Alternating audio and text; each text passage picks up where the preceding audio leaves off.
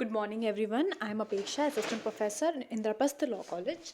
So, today's topic we are starting the new Unit 6 on dissolution of marriage under Muslim law, and our topic will be divorce under Muslim law by husband. So, let us start. Start करने से पहले सबसे पहले आप ये picture देखिए, जिससे आपको क्लियर हो जाएगा किस तरीके से ये डाइवोर्स क्लासिफाइड है मुस्लिम लॉ के अंदर. या तो if there is death of a party to the marriage, okay, then the marriage is dissolved, there is a dissolution of marriage, या फिर डाइवोर्स से, या तो डाइवोर्स या फिर बाय डेथ. अब डाइवोर्स हम पढ़ेंगे, हमारा टॉपिक है dissolution of marriage. Here divorce से हम पढ़ने वाले हैं. डाइवोर्स में it is further classified in 4 types. सबसे पहले हस्बैंड अगर डाइवोर्स करता है तो. Second, if bye wife. Third, mutual consent से, दोनों के, हस्बैंड का भी कंसेंट होता है उसमें, वाइफ का भी. सो बाय म्यूचुअल कंसेंट, जिसमें कि खुला मुबारक, ये सब चीज़ें हम समझेंगे. And by judicial decree under dissolution of Muslim Marriage Act, by the judicial decree. So this is how we are gonna study the whole concept. So let us start with the very first, by husband, जिसमें कि हम 3 चीज़ें पढ़ेंगे: bye तलाक, या इला और जिहार. अब ये चीज़ें क्या हैं हम ये समझेंगे. तलाक फर्दर डिवाइडेड है तलाकुल सुन्नत में और तलाकुल बिद्दत में. सो सी, दिस इज़ वेरी इजी. इतना भी कुछ इसमें टफ नहीं है जितना आपको देख के लग रहा होगा. बस ये इतना ही है डाइवोर्स का पार्ट. All right. सो आज के लेक्चर में हम बाय हस्बैंड पढ़ेंगे. इन the next will do by wife, then mutual consent, and further bye judicial degree. So let us start with तलाक. तलाक is further divided by, तलाक क्या हुआ is, ये this word तलाक comes from the root of तलाका, जिसका क्या मतलब हुआ, to release, कोई चीज़ रिलीज करनी, to make a wife free from the bondage of a marriage, उसका मतलब हुआ तलाक. राइट. सो उसको हम रेप्यूडिएशन कहते हैं. अब तलाक जो फर्दर डिवाइडेड है तलाकुल सुन्नत में और तलाकुल बिद्दत में, इस चीज़ को हम समझेंगे. What is this whole thing about.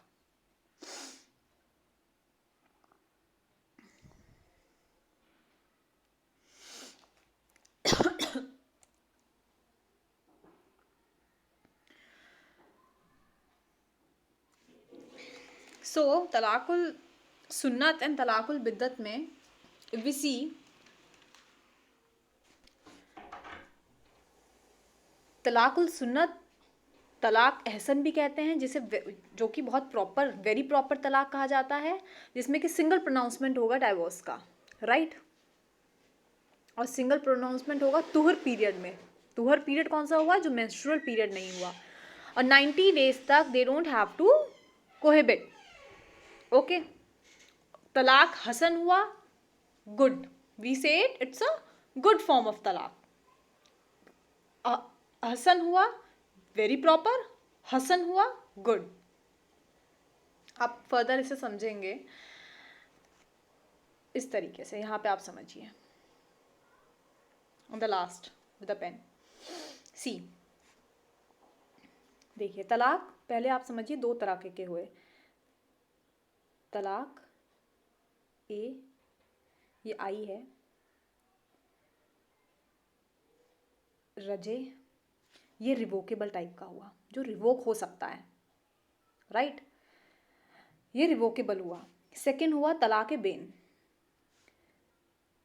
तलाक बेन ये इरिवोकेबल हुआ, ये रिवोक नहीं हो सकता. ठीक है. अब तलाक बाय हस्बैंड में तलाकुल सुन्नत और तलाकुल बिद्दत हुआ. और इला और जहर, ये 4 चीजें ही समझनी है हमें सिर्फ. Right. So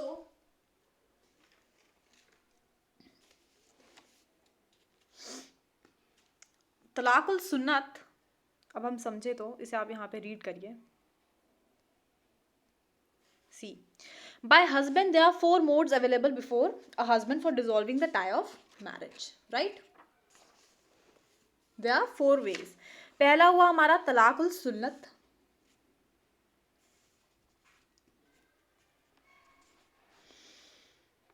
This form of talaq is effective in accordance with the tradition established by Prophet. It is further divided into 2 parts, Ahsan and Hasan. इसको मैंने क्या बताया आपको? Very proper.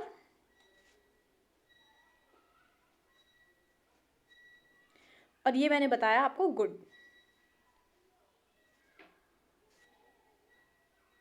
Right? So पहले वाले में हसन में the divorce is effective on the expiration of the इद्दत period. क्या बताया miss? There is single pronouncement of divorce and this is during the tuhar period, that is non-menstrual period. Talaq hasan, in talaq hasan form the divorce is effective on the 3rd pronouncement, right?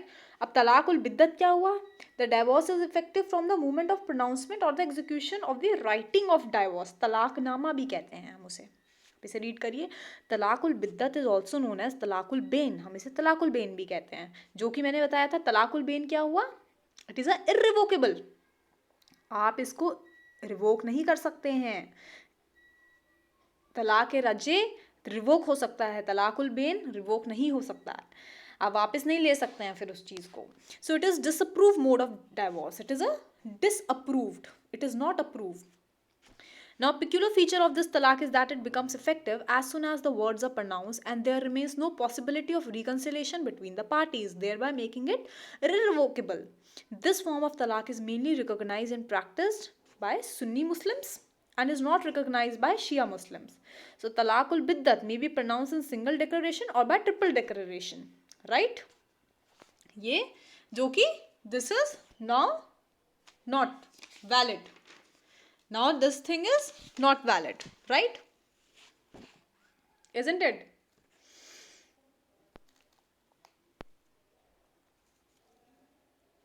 बिद्दत को हम कहते हैं sinful, इसका मतलब होता है sinful.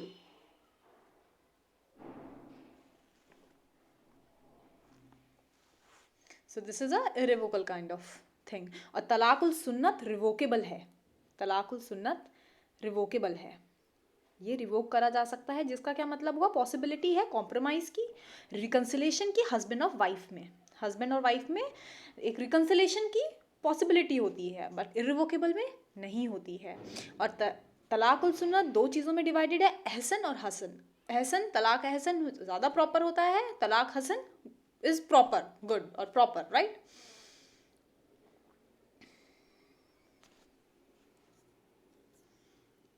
So, Hasan is the most proper form of repudiation of marriage. The reason is 2 things. First, there is possibility of revoking the pronouncement before expiry of iddat period. इद्दत period से पहले पहले आप revoke कर सकते हो इस तरह के तलाक को, इसीलिए ये काफ़ी प्रॉपर माना जाता है। दूसरा रीज़न क्या है? The evil words of talaq are to be uttered only once, एक बार बोला जाता है, right? So being an evil it is prefer that these words are not repeated.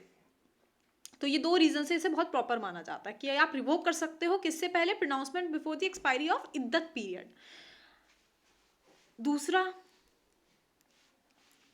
इसका प्रोसीजर क्या होता है? बेसिकली आप जब अहसन तलाक देते हैं, पहला वाला तलाक, अहसन तलाक की बात कर रहे हैं हम, हसन, इसमें husband has to make a single pronouncement of talaq during the tuhr of the wife, right? So this is the whole concept. और फिर after the single pronouncement the wife को ऑब्जर्व करना होता है इद्दत पीरियड 3 मंथली कोर्स का। अगर वो प्रेग्नेंट हो जाती है at the time of this pronouncement, then the इद्दत is till the delivery of the child. So during the period of इद्दत there should be no revocation of तलाक by the husband to make this तलाक a final one, right? अब हसन में क्या हुआ? इस form के तलाक में, this talaq is also regarded to be proper and approve form of talaq. इसमें भी रिवोकेशन का प्रोविजन होता है, बट ये इतना प्रॉपर नहीं होता है। It is not the best mode, because why? Because the words, the evil words of this तलाक, वो 3 बार बोलने होते हैं. They are to be pronounce 3 times in the successive तुहुर. सो इसका क्या प्रोसीजर हुआ, इसमें हस्बैंड को सिंगल डिक्लेरेशन देनी होती है तलाक की तुहर पीरियड में, राइट. नेक्स्ट तुहर पीरियड में there is another single pronouncement for the second time. और फिर अगर कोई रिवोकेशन नहीं होता है, no revocation is made after the first और सेकेंड डिक्लेरेशन, तो लास्टली हस्बैंड थर्ड प्रोनाउंसमेंट फिर बाद में करता है थर्ड पीरियड ऑफ प्योरिटी में, तुहर के पीरियड में. जैसे ही थर्ड डिक्लेरेशन वो दे देता है, तलाक इरिवोकेबल हो जाता है और मैरिज डिसॉल्व हो जाती है. और फिर वाइफ को अपना इद्दत पीरियड वहां से उसका शुरू हो जाता है, राइट. और थर्ड प्रोनाउंसमेंट के बाद ही वाइफ अपना इद्दत पीरियड ऑब्जर्व करना स्टार्ट करती है, और कोई रिवोकेशन तब नहीं हो सकता after the third pronouncement. So revocation Hasan talaq में कब हो सकता है, during tuhr, firstly between first and second pronouncement, and secondly between second and third pronouncement, right. तो हसन में इसलिए इसे प्रॉपर कहते हैं और इसको वेरी प्रॉपर कहते हैं बिकॉज रिवोकेशन ज़्यादा आसान हो जाता है. So I hope this is very clear to you. तलाकुल सुन्नत में एहसन और हसन की बात, तो आप इतना समझे, ये रिवोकेबल हुआ. अब तलाकुल बिद्दत पे आते हैं, राइट. तलाकुल बिद्दत जिसे हम तलाकुल बैन कह रहे हैं, इरिवोकेबल, जो आपको मैंने यहाँ पे स्टार्टिंग में एक चीज़ बताई है, तलाक रज्जे RAJ डबल ई रिवोकेबल, और तलाक ई है ये बेन, राइट. ये इरिवोकेबल हुआ. तो अब बिद्दत हुआ हमारा इरिवोकेबल. अब इसमें क्या हुआ, ये डिसअप्रूव मोड ऑफ डाइवोर्स है. जैसे कि अब आप इसको समझिए, पिक्यूलर फीचर क्या है इसका मेजर तलाक का, इसमें words are pronounced, as soon as the words are pronounced there remains no possibility of the reconciliation. Parties के बीच में जैसे ही उनका प्रोनाउंस कर दिया जाता है, रिकन्सिलेशन नहीं हो सकता, इरिवोकेबल हो जाता है फिर वो.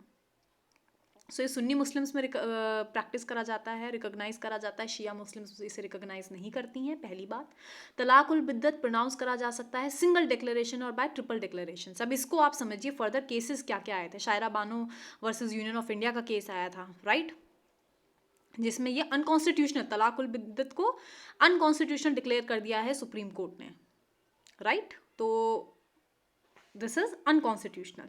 ये चीज़ आपको फर्दर केस में बताएंगे. नाउ ट्रिपल डिक्लेरेशन को करा गया है.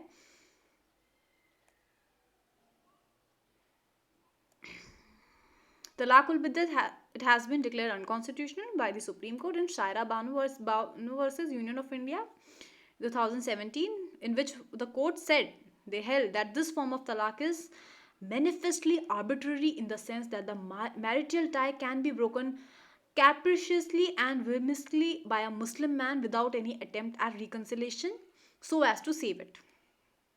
So this form of talaq must therefore be held to be violative of the fundamental right contained under Article 14 of Constitution, और इसीलिए इसको ट्रिपल तलाक को जो है इनवैलिडेट कर दिया गया, राइट. उसके बाद गवर्नमेंट ने the government of India have also passed a law जिसमें उन्होंने ट्रिपल तलाक को बैन करा और पनिश करा अगर कोई हस्बैंड 3 बार तलाक देता है तो, imprisonment up to 3 years. So this is the whole concept of तलाकुल बिद्दत, राइट. सो इसमें ट्रिपल तलाक को जो है अनकॉन्स्टिट्यूशनल कर दिया था सुप्रीम कोर्ट में. तो Shayara Bano versus union of India that leading case. उसके बाद आते हैं हम इला और जिहर. So I hope this is clear to you. हम ये पार्ट पढ़ रहे हैं, मैं दोबारा बता देती हूँ. हमने ये दोनों चीज़ क्लियर कर ली है, तलाकुल सुन्नत और तलाकुल बिद्दत.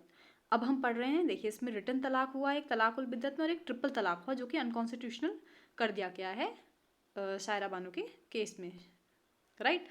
नेक्स्ट आते हैं हम अब इला और जिहर समझते हैं.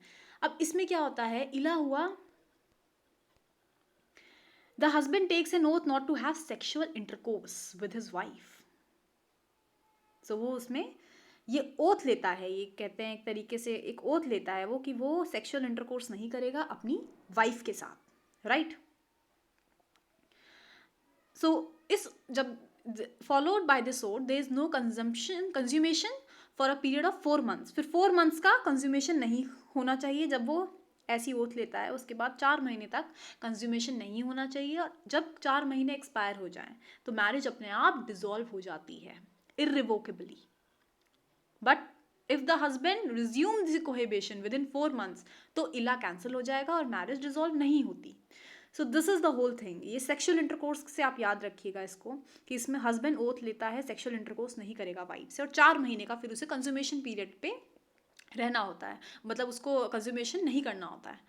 बट उसके एक्सपायरेशन के बाद 4 महीने के बाद मैरिज डिसॉल्व हो जाती है।